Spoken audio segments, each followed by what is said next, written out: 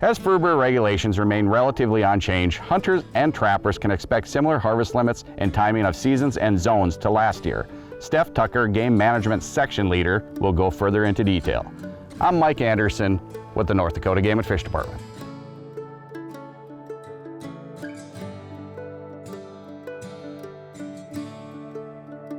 Steph, last year was the first time the North Dakota Game and Fish Department has offered a bobcat season in 40 years? Yeah, 40 years, first time north and east of the Missouri River. Since the early 1980s, you could only harvest bobcats south and west of the Missouri River.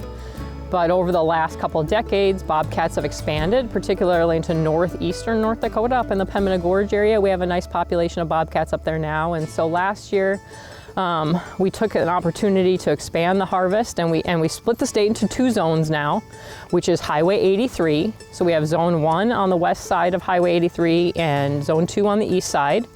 Everything in Zone 1, pretty much the regulations had stayed the same as they always had been, south and west of the Missouri River, where it opens in early November. It lasts until mid-March. There's no bag limit. You have till 14 days after the season to get your bobcat tagged.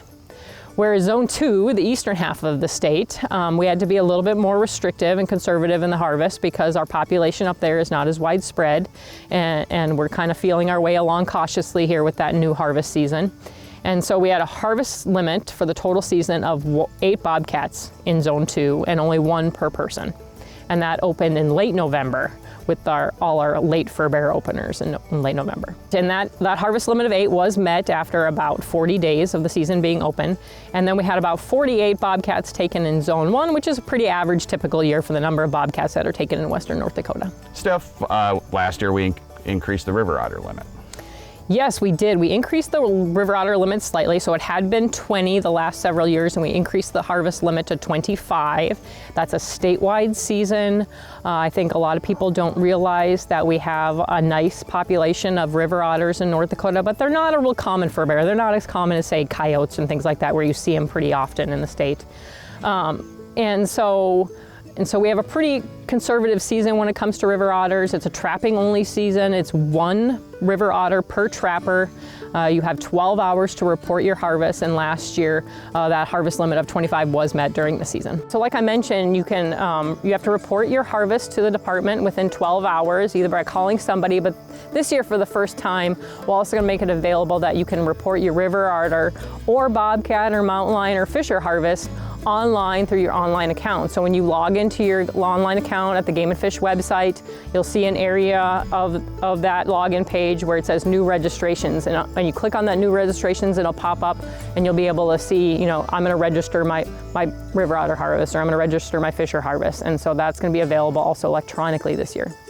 Okay, coyotes, how are they doing? Yeah, coyote numbers, again, are doing good in the state. We're just a strong state for coyote populations in general. Population has kind of been at an all-time high for about the last decade. Things have leveled off or come down just slightly in the last couple of years. We've probably reached our peak and are stabilizing up at a pretty high number.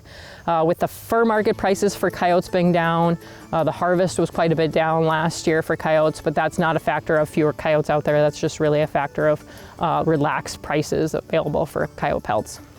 How about mountain lion, Steph? Last year we had a limit of 15? Right, so same as many years previous. We have a total harvest limit of mountain lions of 15. That's split between an early and a late season in Zone 1. The early season 8 can be taken. This is mostly by calling or boot hunters, things like that. And then the late season, it's a harvest limit of 7, and that is the season where we'll allow them to pursue them with dogs. There's also a female sub-limit with that late season. So the late season of 7 it says either 7 mountain lions or 3 females, whichever comes first. And so last year, total for both seasons, only 8 mountain lions were taken in the state, most of those in the late season. Okay, let's move on to muskrats. Last year was a dry year. Obviously we had moisture this spring, summer. How are muskrat populations looking? So we're at the northern fringe of the range for the species of muskrats, and so we naturally cycle in North Dakota. About every 10 or 11 years, we get really good muskrat numbers in the state, and things cycle downwards and were kind of low for several years, and then they start ticking back up. And we were on our increase last couple of years where muskrat numbers were coming back around, rebounding, doing really nice, and then last summer's drought. And so muskrats, when water conditions are good and food conditions are good, they can have multiple litters in a year, and that results in a lot of the muskrats the following year. And so the reproduction was, that drought affected that reproductive cycle of the muskrats, and then we just did not see that continued increase in the muskrat cycle this spring as we expected, probably because of that drought conditions last summer. Steph, let's talk about fishers and martins. Briefly touch on those. Right, so fishers have pretty much recolonized the area of the state where they historically found, and we've had a very conservative open season for fishers in the state, trapping season since 2011, I believe, so quite a long time, over 10 years now. We have a 1-week season on those. But then we have this other member of the weasel family, the martin, which looks like a kind of a small, scaled-down version of the fisher, and they're only found in the Turtle Mountains of North Dakota, so way up in north-central North Dakota along the Canadian border. And that population of martin, we just don't get a lot of anecdotal data from martin being up there, and so we've just embarked on a 3-year research project to find out the density of martin in the Turtle Mountains. We know they're found throughout the Turtle Mountains. We know they've been there for quite a few decades, but we want to get a better handle on how many exactly are there and whether or not there might be opportunities for recreational trapping season associated with that population of martin in the future. Steph, let's move on to some rules and regulations on either plots land or game and fish wildlife management areas. Let's talk about cable devices. Sure. Just a reminder that we have a lot of specific restrictions associated with cable devices that are all pretty much intended to reduce the chance of non-target captures in those cable devices. And one of those restrictions is all cable devices need to be tagged. Tagged with the trapper's name, address, and telephone number, or their equipment ID number, which they can get from our website. And no matter where they place those cable devices, they need to be tagged. The other thing we like to remind people of is that all cable devices need to be equipped with a breakaway device, which allows the cable device to disassemble when a large animal is caught in it. So say a deer by the leg or cattle, things like that. They'll get it caught in the cable device, but then they have the power to pull the cable device open and walk away from that cable device. And so if trappers are unsure whether their cable devices meet that 350-pound breakaway device requirement, we will test those for them. They can mail 3 cable devices into our office to me, and I'll get them tested, and I can email them back the results from that testing. And on plots land, they need the landowner's permission. Right.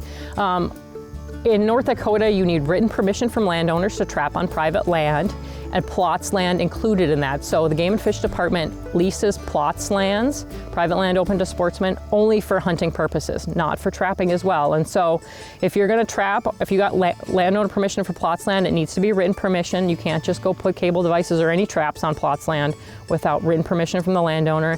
And then we just advise caution for trappers that are gonna trap on plots land, that those plots lands typically get heavily used by upland game hunters. And so just be cognizant of that while you're out trapping, and that there's multiple users on those lands. Steph, a lot of fur bearers are rare. We have a place on our Game and Fish website, gf.nd.gov, where you can report fur bearers if you see them. Right, so we have an observation reporting system set up online, and we really started this several years ago to try and encourage people to especially report things like black bears, which are quite conspicuous when they're out in North Dakota landscape, and they're hard to mistake for other things. But at the same time, we collect a lot of information about less common fur bearers or rare fur bearers in the state, things like American martin or swift fox, things like that we have very small or no population on, as well as things that are more common but are hard for us to survey, things like river otters and fishers, mountain lions, bobcats, things like that, where they're just low densities on our landscape, and every little bit of data we can collect on them from the public goes a long way. Not a lot of changes this year. Things are pretty much the same as last year. Right, no major changes, some slight tweaks to our regulations, but by and large, season dates, harvest limits, bag limits, zones, all stayed the same from last year. A lot of great information, Steph. Thank you. You're welcome.